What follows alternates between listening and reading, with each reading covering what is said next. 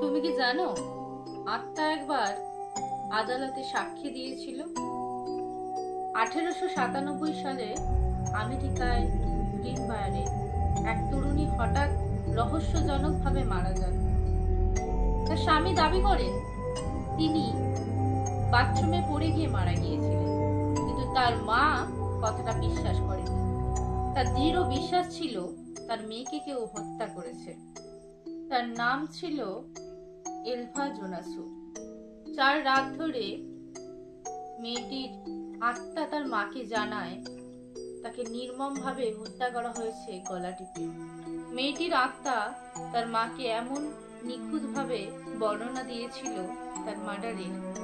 তার মা বাধ্য হয় এবং পুলিশকে জানায় তার মেয়ে তাকে স্বপ্নে পুরোটা জানিয়েছে। তারপর কেস হয়।